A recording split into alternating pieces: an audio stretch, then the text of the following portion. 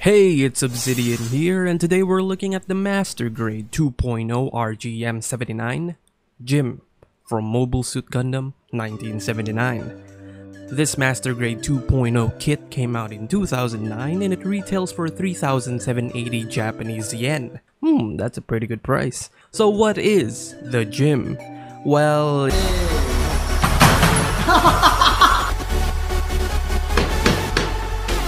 Jokes aside, the GM is an acronym that stands for Gundam Mass Productive? Gundam Mass Production Type. Essentially, it's the slightly cheaper version of the RX-782 Gundam, which makes it easier for the Earth Federales to mass produce this mobile suit in order to overwhelm the Principality of Zeon. So, introduction aside, let's talk about the build. The build experience was very fun. However, if you are a beginner, just make sure to pay attention to the manual because there are some small parts here that you might accidentally mess up. The inner frame is very detailed. It's great for painters, unlike some modern master grades nowadays, which mainly prioritizes articulation more than mechanical design. Well, only in some kits, okay? While yes, I like good articulation, but personally I prefer this. It's freaking beautiful, man. Now, the inner frame is 90% a carbon copy of the 2008 RX-782 Master Grade 2.0. The only differences are the head and the non-transformable core block. There's a lot of gimmicks in this inner frame, like the pistons in the neck, pistons in the chest, dual pistons in the elbows, and my favorite, the dual pistons on the feet. But that's not all. The cockpit opens up, which has an interesting folding gimmick. I've never seen this before. Pardon my excitement. These vent fins are individual parts, and they can articulate. But just be careful, they're a bit fragile. Lastly, the knees has molded in pistons that also moves. The inner frame here is so great. I wonder what the issues are. The annoying thing here is the connection for the side and back skirts. They're connected by ball joints, which easily pops off because these skirts are weird. Usually, ball joints are connected to a socket, hence the term ball and socket. Ball sack. But there is no sockets here. No wonder this pops off easily. The confusing part is, the front skirts are fine. It's connected by a ball and C-clip. So I don't understand why BANDAI insisted on using this weird ass design for the side and back skirts. And lastly, the finished build is very solid. Obviously, there's a full inner frame. Also, may I add, the joints are not scarily tight. Unlike my previous review, this one is just right. So the build is super fun. Lots of mechanical details in the inner frame, amazing gimmicks, and not a lot of issues. And I gotta say, as my first Master Grade 2.0, this kit made me feel the magic of Master Grades that everyone is talking about. Aesthetic segment. Now, the mission of the Master Grade 2.0 line of Gunpla kits is to capture the anime aesthetic. And did BANDAI nailed it? Well, not 100%, but close enough. The design is very plain and simple. Just like in the anime, there are no excessive panel lines here that goes nowhere and don't make any sense. While yes, it doesn't look like a real military vehicle, but that's not the point. However, if you do feel like this is boring to look at, BANDAI took some liberties and they added these tick marks that you can paint. It's not accurate to the source material, but it's an option that I appreciate. The proportions are slimmed up and the general shape is more roundish. It's not 100% accurate to the anime and the line art, but for me, I love it. The roundish proportions makes this feel like a 70s robot design. For example, Mazinger Z. This looks very retro and I just love it. Now the colors. Out of the box, the red and yellow is accurate. However, the main color, which is this teal color, is not accurate. In the anime, the GM is more white than teal. Sure, it has a slight tint of green, but it's not that saturated. This teal color is more closer to the line art. But even so, it's also not that saturated. I am seriously getting Pokemon Salamence vibes. And if you want to talk about 100% accuracy, the inner frame is actually meant to be white or teal. So I think it's safe to say it's not 100% accurate. It doesn't bother me because I paint my kits. But for you anime purists, this might be an issue for you. The colors may not be accurate, but the color separation is great, which means every color is a separate piece. So no need for painting unless you're inclined to do so. The stickers are mainly for the forehead cameras, no color correcting stickers here. We do get dry transfer decals, which are great, and also sticker style decals. Part separation is also great, the seam lines are hidden, however there's one on the sides of the head, and I can't tell if that's accurate to the anime. Size comparisons, here's the high grade Strike, the Master Grade Exia, the Master Grade Zaku 1.0, Cup Noodles, and last month's review, the Master Grade Origin Gundam. Shit. Overall, I love the aesthetics. It may not be 100% anime accurate, but it's close enough. And personally, I love these design liberties that Bandai made. These optional tick marks makes... You forgot to breathe, you fucking moron. These optional tick marks makes the kit less plain and boring. The proportions is very retro and I find it very appealing. The colors doesn't bother me because I paint my kits, and the simplicity of the design really makes this kit feel like a cheaper version of the Gundam. So yeah, personally, I love it. However, like I said, for all of you anime purists, you might find the aesthetics an issue. What is wrong with you? Why are you blue? Green, blue, green.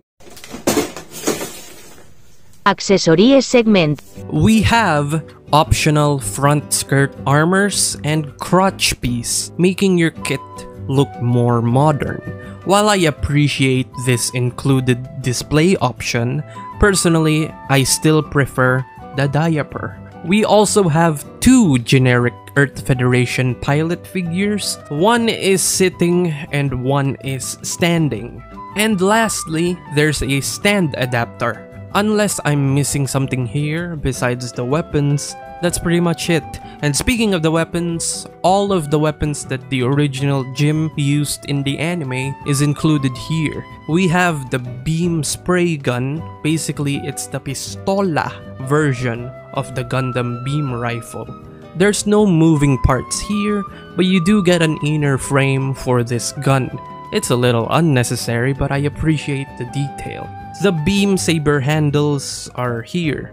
Nice details, beam effect parts can plug in, and in the anime, the GM only equips one on the backpack, but you can fold out this extra holster and plug in two beam saber handles if you want. Now we also have the Hyper Bazooka. It looks more accurate to the anime, pretty decent girth and length. Oh, sorry, I got off topic. Anyways, the handle can move down for a better grip, just like in real life. And that's about it. No detachable magazine with missiles or whatsoever, and I'm pretty okay with it. Now the weapons do have notches on the handles, and they plug in the tab on the hands. Also, the bazooka and the shield are the only ones that has this square shaped peg that plugs in these hard points. And speaking of the shield, it's your typical Earth Federation shield that I customized, removing the Federation cross to look more basic and cheaper. The handle can move up and down, the attachment part can fully rotate, and up and down, you get the point. Also, there are hard points on the top of the shield for storing in the bazooka. I forgot to mention, you do get a pipe hole. Yeah, that's pretty much it for accessories, nothing special, really. Still, it's pretty good. Everything that the gym used in the anime is here, so you can't really complain. Now, let's talk about my least favorite segment. Fuck. I apologize for the sudden change of audio quality. I don't have my microphone right now, so bear with me. So, the head is on a ball joint, but it can only wiggle like that because there's pistons underneath the head. But fortunately for us, the neck is also in a ball joint, and it can go fully 360. Alright, head can look up that far, and it can look down that far. Not so much. There is a good side to side. So there's a butterfly joint in the chest, there's a peg joint here that acts as the butterfly joint, and you can extend the arm that far. Not so much backwards, not at all actually. And also there's another peg in here, and you can lower the arm downwards or raise it upwards. This is primarily for the last shooting pose of the Gundam. And I know the gym never did the last shooting pose, but like I said, this kit is 90% a carbon copy of the Master Grade 2.0 Gundam. So if you want to do the last shooting pose, then there you go. The shoulders is on a peg, full rotation, and there's a good lateral raise. That's not the shoulder armor hindering the lateral raise, that's just the construction of the shoulder itself. Peg joint in the bicep, full rotation, double bend in the elbows, and while you're bending it, you can see the piston gimmicks in the inner frame. This one gets stuck, so you have to tuck it in. No movement in the forearms, ball jointed wrist, full rotation, and in the base of the hands, there is a hinge joint, so you can do that. I'm doing this very quickly, I'm sorry. I'm sweating. It's fucking hot right now. Jeez. Okay. So you can do that and that. You gotta be fucking kidding me. Like I said, hinge joint.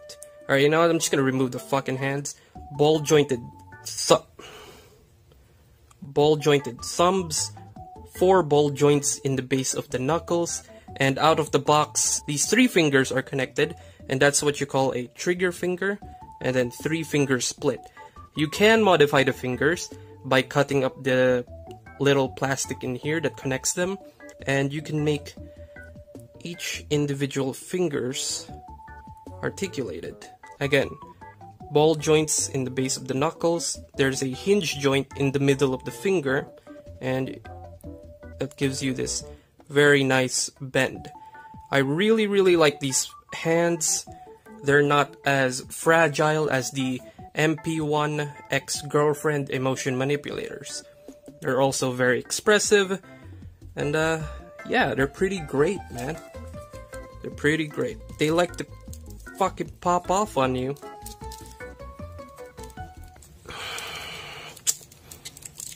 Man. So, the abs does have an ab crunch. Well, it's not really an ab crunch per se. So, let me explain this to you. There's 2 pegs right here on the sides of the chest, and the chest can crunch. Most of the crunch you'll get is from the crotch. It's a crotch crunch. Okay, watch this. Yeah, so you do get a forwards crunch. Not so much backwards, yeah. But mainly the forward crunch. That's very smart from Bandai because like I said, there's a core block in here. So you don't really get an ab crunch per se, you get a crotch crunch and a chest crunch. Oh my god, I forgot to talk about the swivel. There's no swivel in the waist. The front skirts can pull down and go outwards that far. The side skirts are very delicate, annoying little pieces of shit. But they can go outwards that far. Back skirts are very limited, they can only go outwards that far. So yeah, the hips can go outwards that far, very very nice. And it can only go backwards that far. And that's actually not because of the back skirts, that's because of this little plastic armor here. Son of a bitch. These armor pieces in the hips do hinder the back movement. Oh man, this is very unprofessional, I'm so sorry. Okay, a pretty good split, as you can see right there. The thighs is on a peg, full rotation, double jointed knees, as you can see right there, and while you're bending it, you can see the molded in pistons underneath. You can't really see this much because of the ankle, because of the knee armor. And speaking of the ankles, there's a pivot movement here that gives you that. I'm gonna hold it here. Alright, very nice.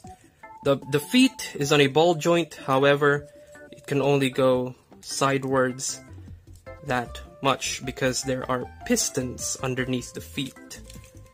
Anyways, God, I'm sweating so fucking hard. Oh shit! It's so hot, man. I can't turn on the fan because look at that. I can't turn on the fan because it's gonna ruin the audio. Alright, so the feet, it can move downwards that far and upwards that far. The ankle armor loves to pop off. The feet is very expressive. You get a toe bend and a heel bend, and it can even go farther than that, like so, and even downwards if you want. Alright, so the little moving parts. Ankle armor does move, as you can see right there. These vents are individual parts. They can move, but be careful, you might fucking break them.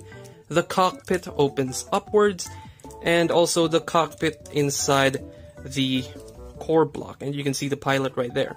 So you get a double cock. Hell yeah. The thrusters don't move this time. The holsters in the backpack flip out for storing in the extra beam saber. Is that pretty much it? Yeah, I think, no wait, hang a second. The shoulder armor also moves upwards, so yeah. Oh fuck. Alright, anyways, there's pistons, and you can't really see the pistons because they're hidden underneath. It's pretty good. The articulation is very good, man. In conclusion, I love this kit and I highly recommend it. But unfortunately, there's still some issues present here. The aesthetics is not 100% accurate. However, the anime itself is also not 100% consistent. The animation model would randomly change shapes and sizes. It's very shitty. But then again, you can't really blame the anime for being that old. You probably weren't even born yet at that time. Also, we can't really blame Bandai for at least trying their best to replicate this goofy ass bullshit.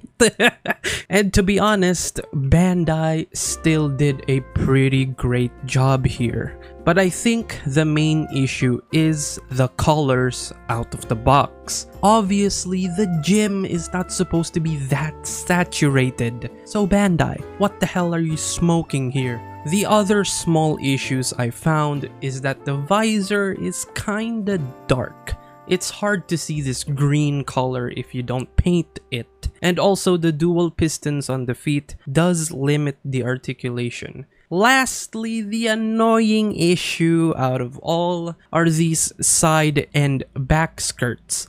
They really tend to blast off into fucking space if you try to move them. What the hell are these connections, Bandai? So yeah, there are issues here.